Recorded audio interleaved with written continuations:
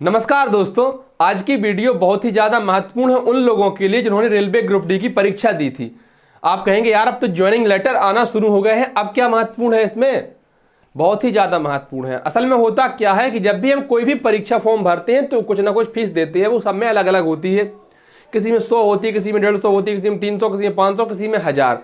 Railway के form भरने में भी हमें फीस देनी होती है, लेकिन रेलवे का एक नियम है, अगर आप वो परीक्षा देते हैं, परीक्षा में उपस्थित रहते हैं, तो आपकी जो फीस है वो वापस कर दी जाती है, और अगर आप परीक्षा नहीं देते हैं तो फिर वो फीस वापस नहीं करते हैं। तो जिन लोगों ने रेलवे ग्रुप डी की परीक्षा दी थी उनके लिए महत्वपूर्ण सूचना निकली है। आपको नोटिफिकेशन भी बगल में दिख रहा होगा, और पढ़ते हैं कि इसमें क्या कहा जा रहा है। देखिए, भारत सरकार रेल मंत्रालय, रेलवे भर्ती बोर्ड सूचना, केंद्रीकृत रोजगार सूचना संख्या जो भी है, परीक्षा शुल्क की वापसी, बैंक खाता विवरण अपडेट करना।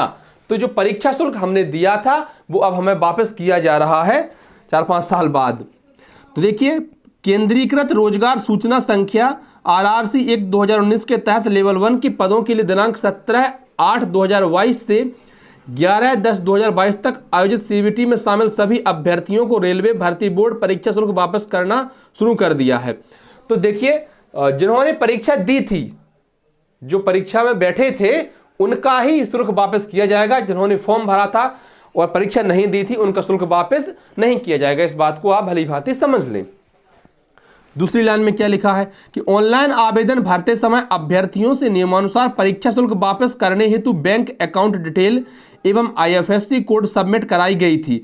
विदित हो कि आवेदन 4 साल पहले प्राप्त हुए थे तथा इस बीच उम्मीदवारों के खाते के विवरण में कई बदलाव हो सकते हैं। साथ ही बैंक द्वारा खाता विवरण की जांच करते समय यह पाया गया कि एक ही खाता संख्या से बड़ी संख्या में भुगतान किए गए थे। इसके अलावा विभिन्न बैंकों के विलय के कारण उनकी IFSC कोड बदल गए हैं, इसलिए बैंक खाते की पुनः पुष्टि और नए विवरण लेना आवश्यक है ताकि उम्मीदवार के सही खाते में धन वापसी की जा सके।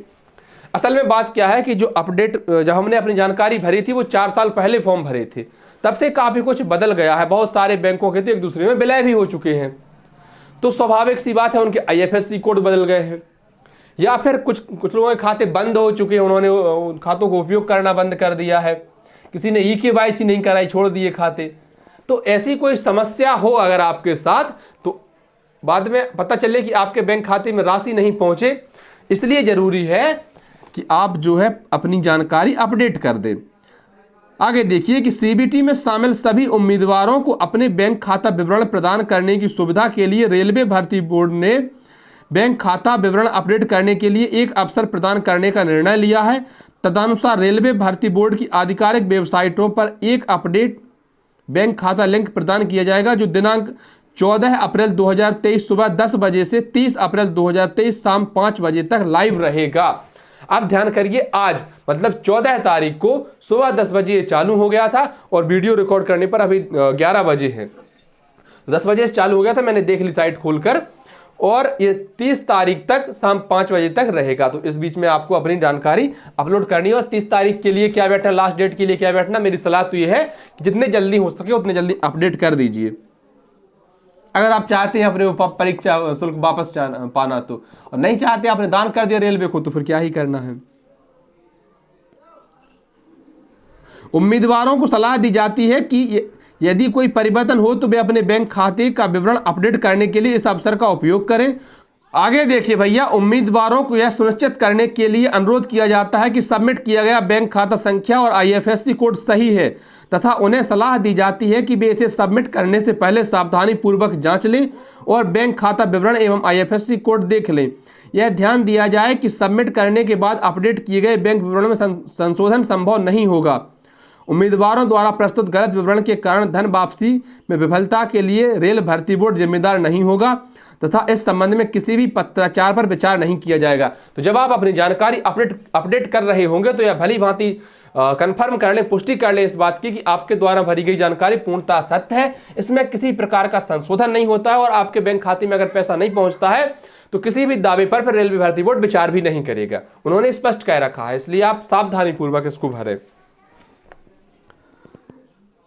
रेलवे भर्ती बोर्ड की सूचना दिनांक 13/10/2022 के संदर्भ में प्रश्नों, उत्तरों, विकल्पों इत्यादि से संबंधित आपत्तियों की समीक्षा के बाद ऐसे अभ्यर्थी जिनके द्वारा उठाई गई आपत्ति सही पाई गई थी उनके द्वारा भुगतान की गई निर्धारित फीस वापस करने के लिए भी इसी अद्यतन बैंक विवरण का उपयोग किया जाएगा। देखिए, अगर आपने किसी प्रश्न पर आपत्ति लगाई हो, जो आंसर शीट आई थी उसके बाद बहुत सारे प्रश्नों पर आपत्ति लगाई गई थी, आक्षेप लगाया गया था, और मान लीजिए वो आपत्ति आपकी सही पाई गई थी, तो जो फीस हमने दी थी वो फीस भी वापस करेंगे भर्ती बोर्ड। अब कुछ नोट भी दे रखे हैं। बैंक विवरण सबमिट करने की अंतिम तिथि 30 अप्रैल 2023 शाम 5 बजे है। ठीक है। रेलवे भर्ती बोर्ड के रिकॉर्ड से अभ्यर्थियों के विवरण के सत्यापन के बाद ही धन वापसी बैंक शुल्कों की कटौती के बाद स्वीकार्य होगा। गलत, अपूर्ण या देर से किए गए दावों को सरसरी तौर पर खारिज कर दिया जाएगा। एक बैंक खाते में केवल एक रिफंड की ही अनुमति होगी। तो इस बात का ध्यान रखें कि एक बैंक खाते में केवल एक रिफंड की अनुमति होगी, एक से ज्यादा की नहीं होगी। बैंक विवरण सबमिट करते समय किसी तरह की कठिनाई का निवारण हेतु एक हेल्प डेस्क मेनू तथा गुम रजिस्ट्रेशन नंबर प्राप्त करने के लिए फॉरगेट रजिस्ट्रेशन नंबर मेनू भी उपलब्ध होंगे। देखिए, मैंने जब लॉगिन करके देखा तो उसमें ना रजिस्ट्रेशन नंबर डालना है। अब मान लीजिए आपका फॉर्म ही नहीं मिल रहा, आपको हो सकता है, बहुत लोगों के साथ होता है, तो आप अपना रजिस्ट्रेशन नंबर सर्च कर सकते हैं और डेट ऑफ बर्थ डाल के उसको लॉगिन कर सकते हैं, फिर उसके बाद अपडेट कर सकते हैं। सभी अभ्यर्थियों को यह भी सलाह दी जाती है कि अपडेट सूचनाओं के लिए रेलवे भर्ती बोर्ड की आधिकारिक वेबसाइट को नियमित रूप से देखते रहें तथा संबंधित जानकारी के लिए आप रेलवे की वेबसाइट पर विजिट करते रहें। धन्यवाद प्यारे साथियों, आशा करते हैं कि वीडियो आपको पसंद आई होगी, वीडियो आपको अच्छी लगी होगी, वीडियो आपके काम की होगी। तो वीडियो को लाइक कर दें, शेयर कर दें, अपने दोस्तों तक साझा कर दें और अपने चैनल को सब्सक्राइब कर दें।